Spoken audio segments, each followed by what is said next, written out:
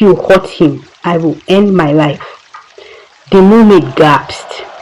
Elder Oluna looked at Nina. You would give your life for this human? Lina's Campfire Folktales.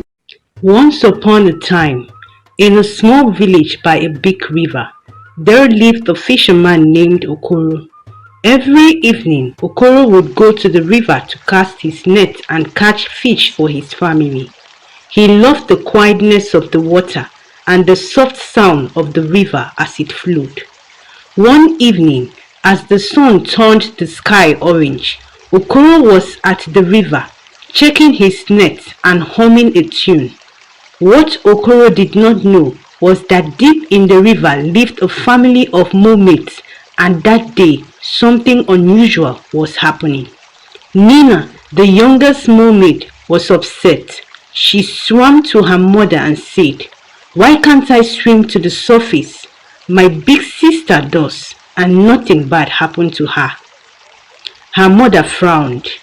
"Your sister is older and stronger. You are too young. The surface is dangerous, Nina. Humans are unpredictable and the currents are strong." But Nina did not listen. She wanted to see the world above.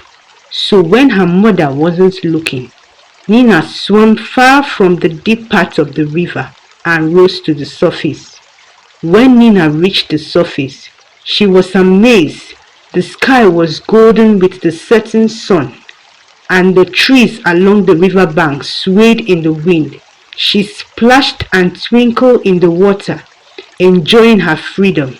But when she tried to go back, she realized she was lost.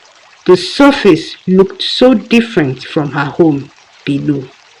Meanwhile, while Okuro was finishing his work, as he checked the last net, Nina, panicked, accidentally splashed too close to him. Her golden tail flashed in the sunlight.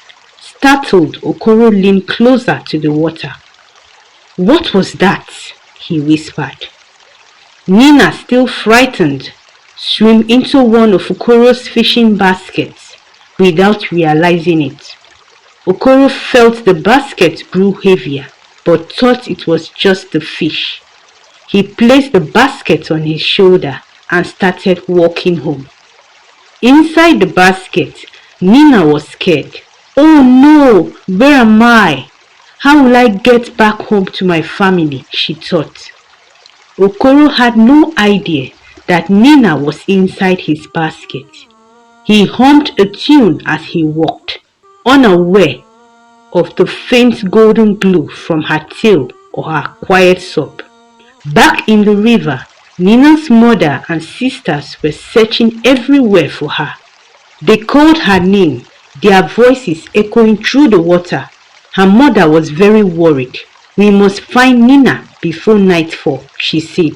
"If we don't, she will be lost forever." When Okuro reached his small house, he set the basket down near the kitchen. Nina peeked out and saw she was far from the river. "What do I do now?" she wondered. Just then, Okuro's youngest daughter, Ada, ran to greet him.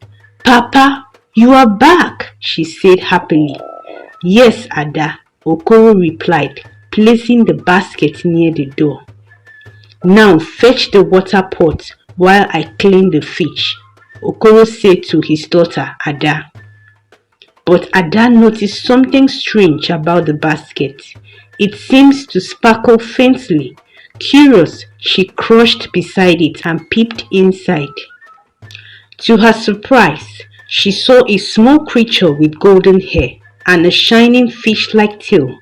Ada thought it was the most beautiful doll she had ever seen. "Papa never told me he caught a doll," she whispered, reaching into the basket. As soon as Ada touched her, Nina moved and shouted, "Put me down!" Her voice was small but firm. Ada froze. You can talk?" she stammered. "Yes, I am not a doll. I am a mermaid and I need to go back home." Ada screamed, dropping Nina on the floor. Papa, come quickly! Okuro rushed over. What's wrong, Ada? He asked. Then he saw Nina on the floor, her golden tail shimmering, his eyes widened in shock. Oh, what is this? He stammered. Nina looked up at Okuro. Please, I didn't mean to come here. I got lost and I need to go back to my family. Okuro shocked turned to kindness. Don't worry, I will take you back to the river. That night, Okuro carried Nina in the basket back to the river. When they arrived, the moonlight lit up the water. Okuro carefully let Nina out. She looked up at him with gratitude in his eyes. I won't forget this, Okuro, she said. You saved me from being lost forever, Okuro smiled. Before Nina could dive back in, the water rippled and bubbled. Her mother and sisters appeared, their eyes full of worry. Nina, where have you been? Her mother cried. But the other mermaids weren't happy. This human kidnapped Nina, one shouted. Before Okuro could explain, the mermaid used their magic to make him sleep. Stop! Stop! Nina shouted. He didn't kidnap me. I swam to the surface on my own. I got lost and he helped me come back, Nina said. But the mermaids didn't seem to hear her. They were too angry and too focused on Okuro. We will take him to the depths, Nina's mother said. He must face the council of the river for stealing one of us. Nina's golden tail glowed brightly as she swam. Stop it, she screamed. I told you he helped me. If you hurt him, I will never forgive you. Nina swam ahead of the group, her heart pounding. The mermaids led Okuro deeper into their glowing aquatic ring. They carried him deep into the river to face their council of elders. When Okuro woke up, he was tied up and surrounded by mermaids. Elder Aluna, an old and wise mermaid, spoke.